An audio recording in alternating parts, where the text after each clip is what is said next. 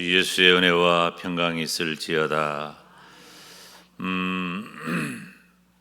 포도나무 비유음이 몇 번 나누어서 살피려고 합니다. 여기 말씀의 이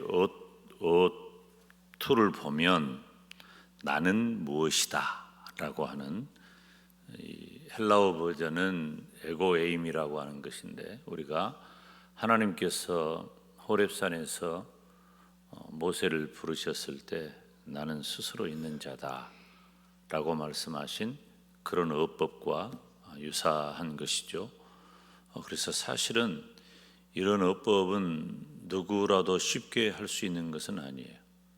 우리 중에 자기 스스로를 표현하면서 나는 무엇이다 라고 이렇게 말할 수 있는 사람이 없지는 않겠죠.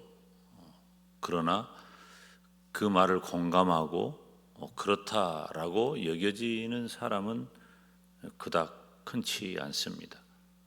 예수님은 하나님이시기 때문에 이제 그런 어법이 가능한 거죠. 특별히 요한복음에는 모두 7개 정도 나는 무엇이다 라고 하는 우리 주님 스스로의 고백이 기록이 돼 있어요. 6장에 보면 우리가 잘 알고 있는 대로 6장에서는 예수님께서 오병이어의 이적을 베푸시잖아요. 그래서 어떤 말씀을 하시냐면 나는 생명의 떡이다 그렇게 말씀하십니다. 이 생명의 떡이라고 하는 이 표현이 단순히 사람들이 먹어서 오병이어의 이적을 베풀면서 배불리 먹었을 때 먹고 나서 야 우리들에게 이런 경험을 주다니 놀랍구나. 이 사람을 우리가 왕으로 삼을 만하다. 사람들이 다 그런 생각을 했어요. 그런데 예수님께서는 그것 아니다. 내가 너희들에게 준 떡은 단순히 먹고 배부르라고 준 떡이 아니라 너희들이 먹을 것이 없어서 보리떡 5개 물고기 2마리를 가지고 너희들 약 2만 명 정도를 먹이는 이적을 베풀었지만 그것을 통해서 내가 너희들에게 말하고자 하는, 표현하고자 하는 진짜 의도는 바로 내가 생명의 떡이라고 하는 것이다. 얼마나 놀라운 자기 표현, 자기 고백입니까? 나는 생명의 떡이다. 8장에서는 나는 세상의 빛이다 그렇게 말씀하셔요. 생명의 떡도 놀랍지만 생명의 빛이라는 말은 더 놀랍잖아요. 10장에서는 나는 양의 문이다. 이스라엘 사람들은 목축업을 했고 목자를 잘 이해했기 때문에 양의 문이다. 그리고 10장에 이어지는 또 하나의 표현은 바로 나는 선한 목자다. 이런 표현은 이스라엘 사람들은 이해가 확 다가오는 거예요.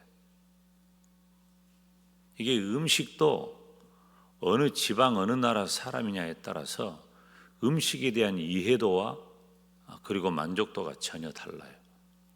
우리 이 남도 쪽은 조금, 특히 이 서남이안 이쪽은 젓갈이 조금 세잖아요.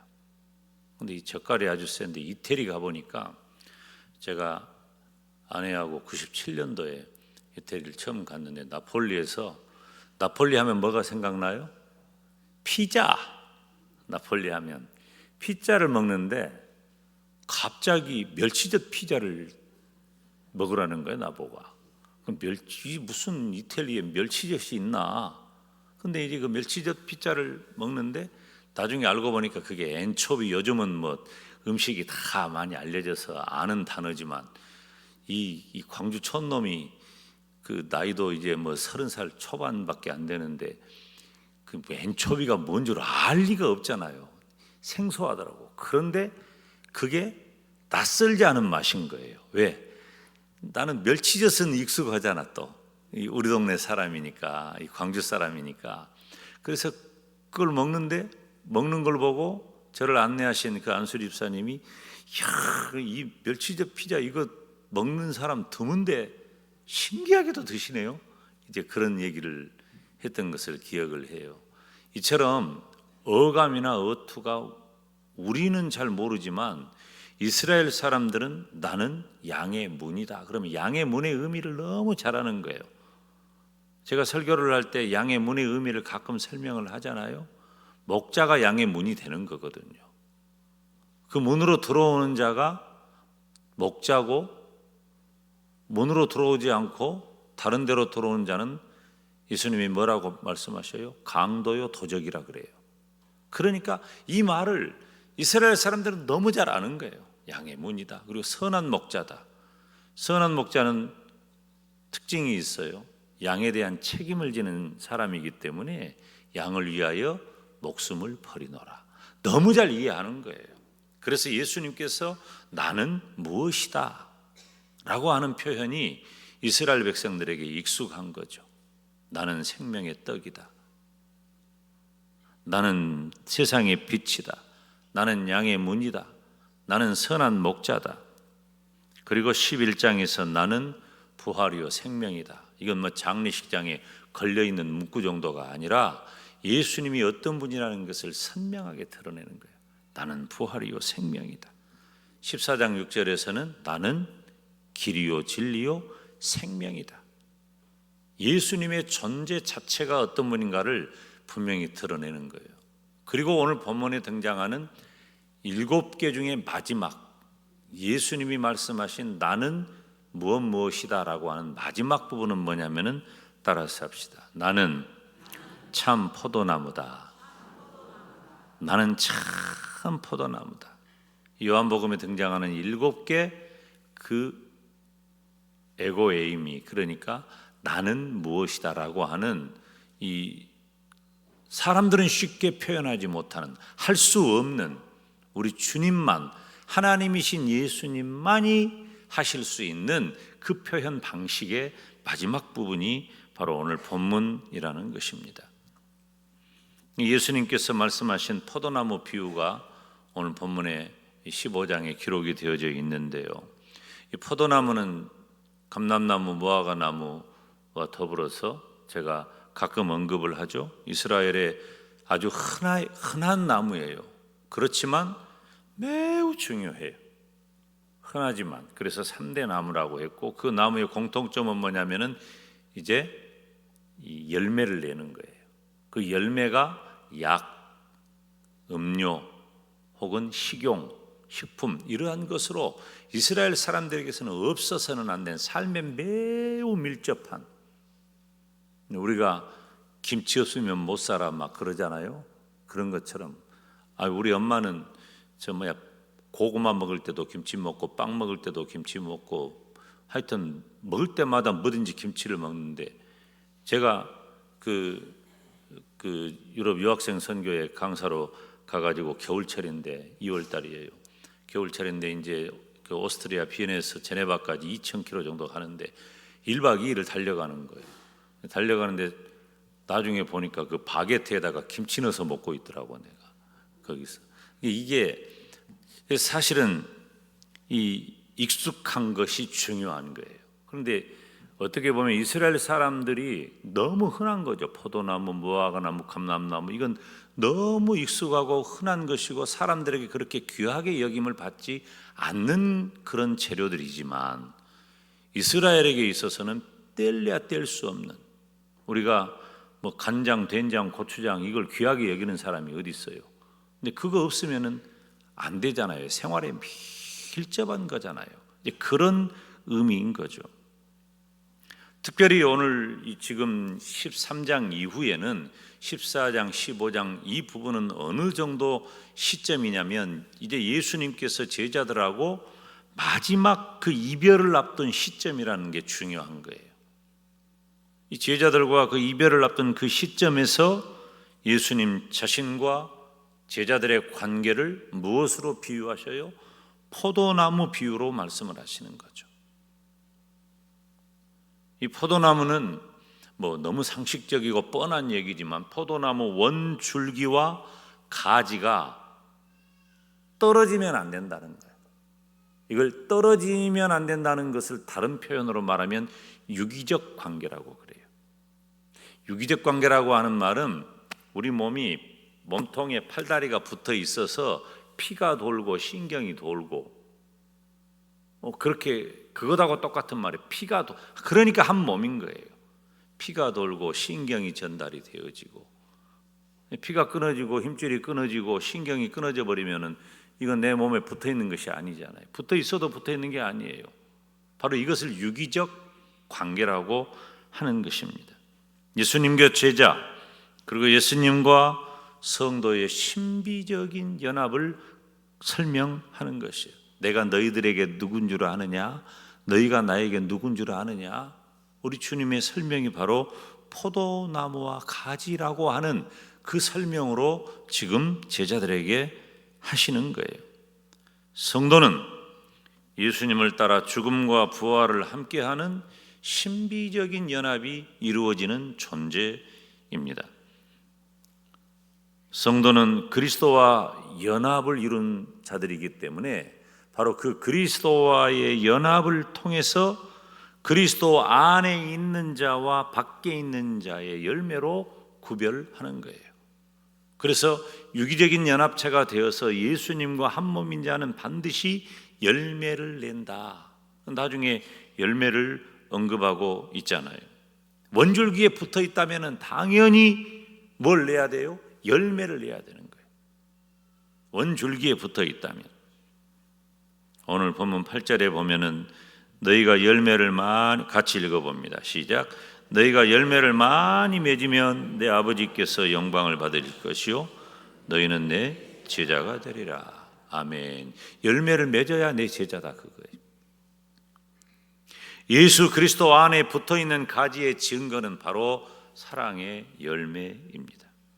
그 사랑의 열매를 주님께서 본문 밖에 있지만은 13절 14절 말씀에 이렇게 기록하고 있어요. 함께 읽습니다. 사람이 친구를 위하여 자기 목숨을 버리면 이보다 더 큰 사랑이 없나니 너희는 내가 명하는 대로 행하면 곧 나의 친구라. 아멘. 우리 주님께서 그러니까 설명을 하시는 거예요.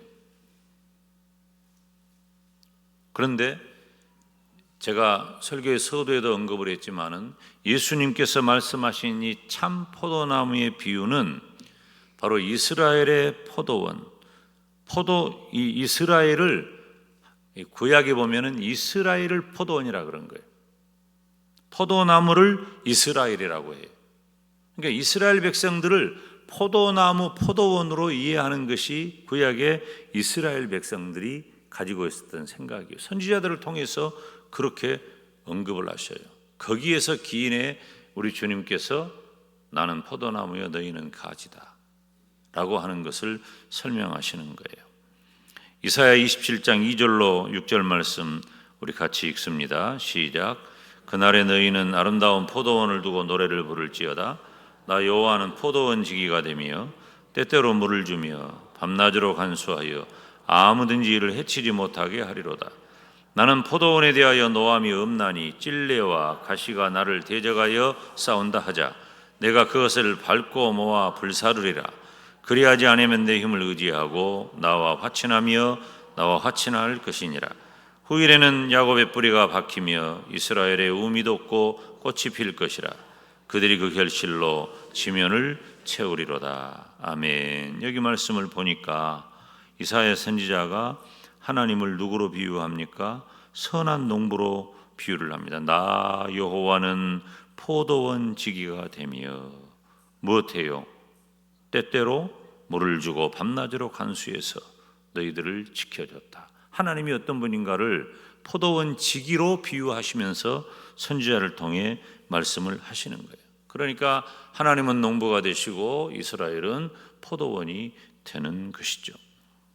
이스라엘 민간에 흐르는 사상 가운데 하나가 뭐냐면 포도나무가 앞서 언급한 대로 그렇게 대단한 게 아니에요. 뭐 높게 뭐 이렇게 사람들 눈에 괄목할 만큼 눈에 띄어가지고 대단하고 좋고 훌륭하고 그는 어떤 의미에서 보면 보잘것없는 식물이에요. 키가 큰 것도 아니고 이 나무가 그렇게 뭐 대단하게 곱게 뻗은 그런 요즘 지난번에 그 이스라엘이 이렇게 공격한 그 레바논에서 유명한 그 백향목 같이 쭉쭉 뻗은 그런 향기 있는 제목도 아니란 말이에요.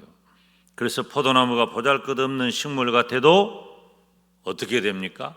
지금 온 세상 사람들에게 가장 환영받고 온 세상 사람들에게 갈 것도 없어요.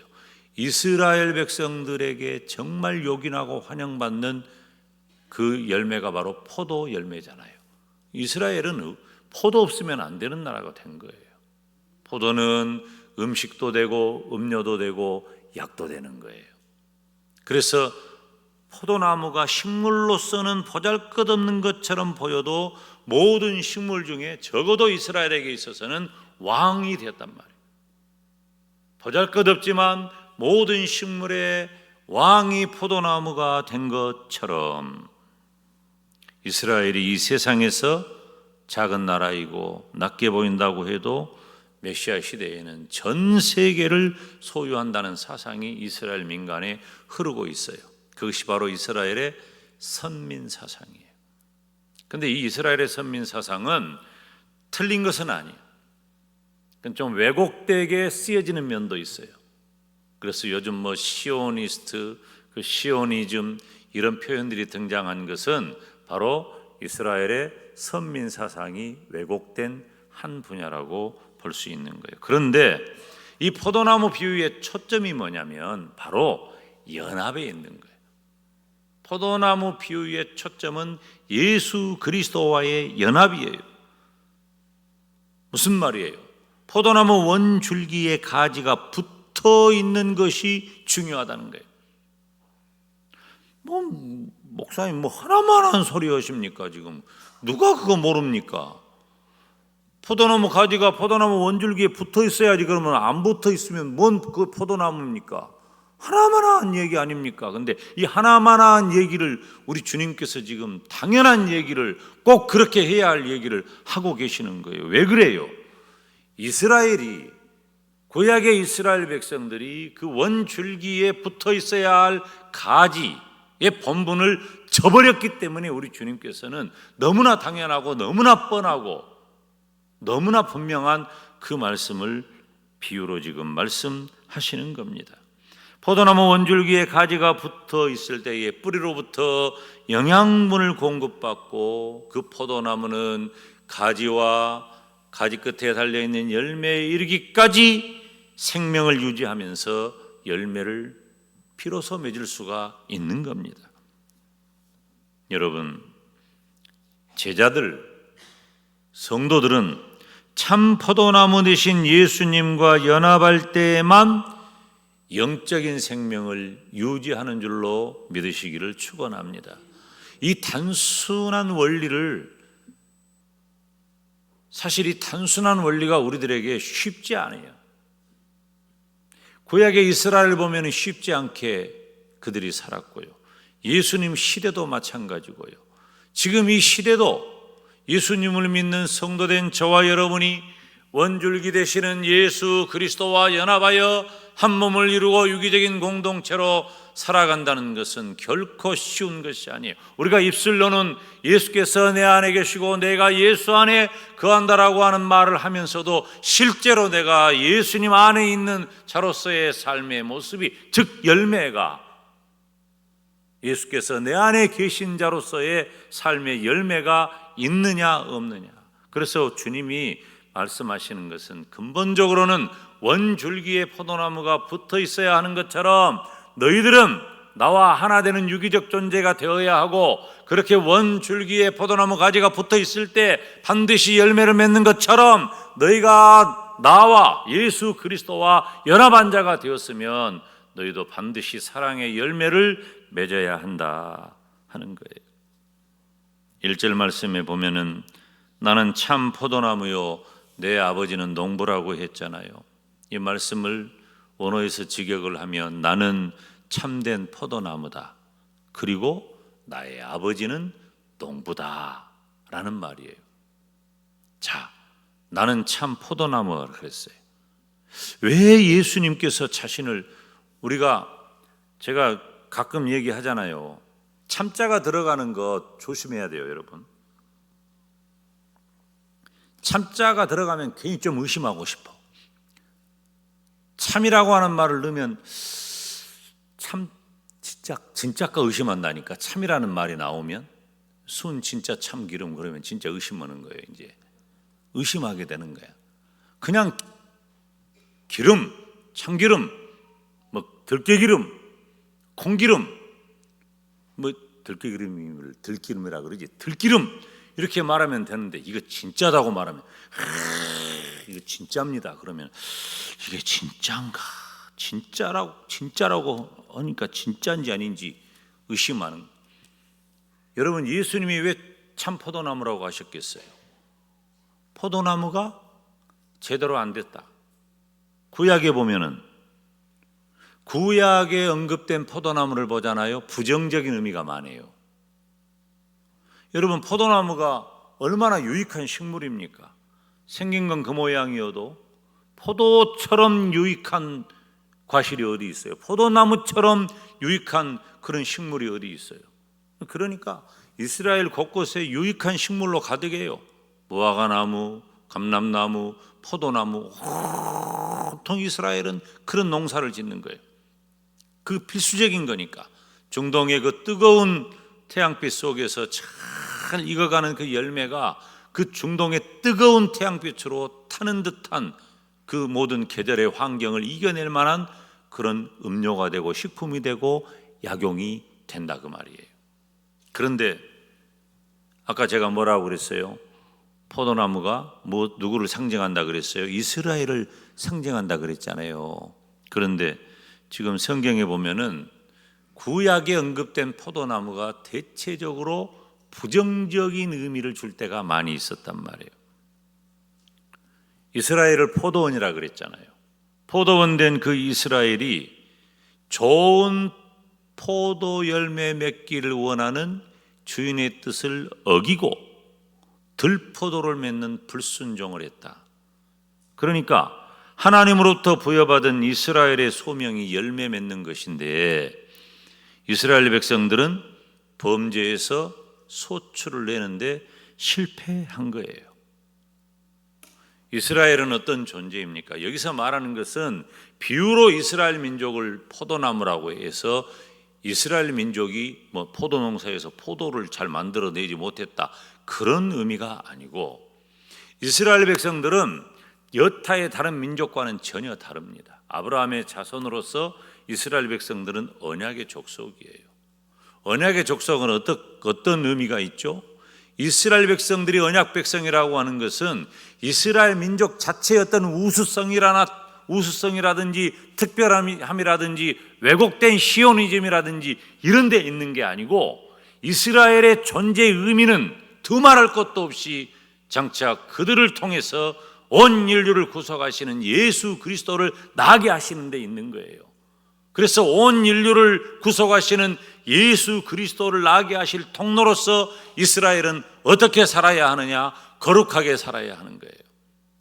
그래서 하나님만 섬기고 하나님을 제사하고, 그래서 하나님은 이스라엘을 엄격하게 구별해서 너희들은 이것 지키며 살아라 하고 십계명을 주셨고, 십계명을 비롯한 여러 가지 계명들을 이스라엘 백성들이 지키며 살도록 해서 율법을 주신 거예요. 그리고 여타의 다른 민족들은 참여하지 못하지만은 하나님 앞에 제사하는 민족이 된 거예요. 제사하고. 그리고 아브라함의 자손들은 매우 특별하게 구별하는 방법이 있죠. 바로 할례를 행하게 한 거예요. 할례는 거룩한 예식이에요. 너희가 바로 내 백성이다라고 하는 그 거룩한 예식을 할례를 통해서 구별되게 만들어 주신 거예요. 그러니까 이스라엘 백성들은 다른 이스라엘 아닌 사람들하고는 전혀 다른 존재로 살아가야 하고, 그렇게 살아감으로 장차 그곳에서 예수 그리스도를 나게 해야 할 책임과 의무와 사명과 그리고 그들의 소명이 있는 민족인데, 그렇게 살지 못해 자꾸 우상을 섬기고 하나님을 떠나고 벗어나려고 하고, 그러니까 하나님과 포도원지기인 하나님과 포도원 된 이스라엘 백성들이 서로 유기적인 관계를 맺지 못하니까 참 포도 열매를 맺지 못하고 들포도를 맺게 되었다. 틀렸다, 잘못됐다, 범죄했다라고 하는 표현인 것입니다. 그래서 이스라엘 백성들은 참 이스라엘의 자격을 상실하게 된 것입니다. 그러므로 예수님께서 오시기 전에 이스라엘은 어떤 상태입니까? 포도나무라고 하는 입장에서 볼 때에는 타락한 종자요, 악한 종자가 되어버렸단 말이에요. 우리가 종자라는 표현이 좀 어감이 안 좋기는 한데 그 씨앗이라고 하는 말이에요. 타락한 씨앗, 악한 씨앗이 되어버린 거예요. 예레미야서 2장에 보면 내가 너를 순전한 참 종자 곧 귀한 포도나무로 심었거늘. 여러분, 이 말씀을 하시는 선지자를 통해서 이 말씀을 하시는 우리 하나님의 입장을 잘 들여다보세요. 내가 너를 순전한 참 종자 곧 귀한 포도나무로 심었는데 나에게 대하여 이방 포도나무의 악한 가지가 되면 어찌 됨이냐 하는 거예요. 왜 나를 떠났느냐? 왜 범죄하였느냐? 왜 우상을 섬기느냐? 그런데 예수님께서는 하나님께 온전히 순종한 참 이스라엘이 되시는 줄로 믿습니다. 그래서 이 참 포도나무라고 하는 표현은 하나님의 아들이신 예수님을 말할 뿐만 아니라 예수님 안에 거하는 성도된 저와 여러분을 의미하는 줄로 믿습니다. 그래서 예수님이 참 포도나무고 예수님 안에 있는 내가 참 포도나무가 되었다는 것입니다. 아멘. 놀라운 일이잖아요. 참 포도나무는 예수님께서 패역하고 타락한 이스라엘과는 이제 분리되었다는 것을 강조하는 것입니다. 하나님의 뜻에 순종하는 참 이스라엘의 모범으로서 예수님 자신을 계시해 주시는 거예요. 그리고 하시는 말씀이 내가 참 포도나무인데 내 아버지는 농부다. 아버지 하나님은 포도나무 비유의 진정한 배경이 되십니다. 농부는 땅을 경작하는 사람이에요. 오늘 본문의 의도대로 하자면은 포도를 가꾸는 사람입니다. 단순히 농부는 포도원을 지키는 포도원 지기 정도가 아니에요. 오늘 본문에 등장하는 농부는 포도원의 진짜 주인인 거예요. 그래서 주인은 다른 거예요. 주인이 바라보는 포도나무와 안 주인이 바라보는 포도나무는 전혀 달라요. 주인의 시각은 달라요. 주인은 포도나무를 바라보면서 가지를 깨끗하게도 하고, 왜? 과실을 맺어야 하니까 깨끗하게도 하고, 또 혹은 과실을 맺지 않을 만한 그런 과지는 전정을 해서 제거해버리기도 하는 일을 하는 이가 바로 포도원지기, 포도원 주인, 포도원 농부, 즉 하나님이시라는 겁니다. 포도원의 하나님께서는 포도원의 비유를 통해서 포도원의 관리자 또 심판자가 되는 부지런한 농부라고 하는 사실을 드러내는 것입니다.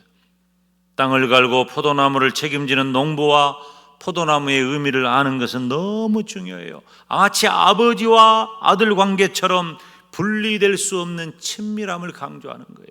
나는 참 포도나무요, 내 아버지는 농부시다. 사랑하는 성도 여러분, 포도나무 원줄기와 가지와의 유기적인 관계는 예수님과 제자 그리고 예수님과 성도의 신비적인 연합을 말해주고 있어요. 포도나무 원줄기에 가지가 붙어 있어야 돼. 별일이 있어도 그렇게 붙어 있어야 돼요. 포도나무 원줄기에 가지가 붙어 있을 때에 첫째, 그 가지가 뿌리로부터 영양분을 공급받고 생명을 유지하게 되는 거예요. 여러분, 예수 안에 생명이 있는 줄로 믿습니다. 어찌됐든지 예수님 안에 거해야 우리가 사는 거예요. 둘째, 열매를 맺는 것입니다. 포도나무 원줄기에 붙어 있을 때에 비로소 생명 있는 존재가 되고, 포도나무 원줄기에 붙어 있을 때에 비로소 열매를 맺게 되는 것입니다. 제자들은, 성도된 저와 여러분은 참 포도나무 되신 예수님과 연합할 때에만 영적 생명을 유지할 수 있는 거예요. 여러분, 우리가 성도의 이름을 가졌다고 하는데, 여러분, 이스라엘이 포도나무라는 이름을 가졌다니까요. 그런데 맺어야 할 포도 열매 맺지 않고 들포도 맺어버렸다고 말씀해버리잖아요. 예수님 떠나면 우리가 성도라고 한 틀 가지고 이름을 가졌다고 해서 여러분 안심하고 그곳에 주저앉아 버리면 안 돼요. 끊임없이 예수 그리스도 안에 거하는 참 포도나무는 하나님의 아들이신 예수님, 그리고 예수님 안에 거하는 성도들을 의미합니다. 이 시대를 살아가는 그리스도인으로서 저와 여러분은 예수님 안에 거하면서 영적인 생명력을 가지고 또 많은 열매를 맺으시기를 주님의 이름으로 축원합니다. 기도하겠습니다. 하나님 아버지, 하나님의 크신 은혜와 사랑을 감사합니다. 우리 하나님께서 허물과 죄로 죽은 우리를 그리스도 안에서 살려주시고 하나님의 귀하신 뜻과 사랑과 축복을 받은 포도나무로 살게 하신 것을 감사합니다. 우리가 예수 그리스도 안에서 거하는 성도 되어서 생명력을 보장받고 우리 주님이 원하시는 아름다운 열매 맺는 이 시대의 포도나무로 살게 하여 주시옵소서. 예수님의 이름으로 기도하옵나이다. 아멘.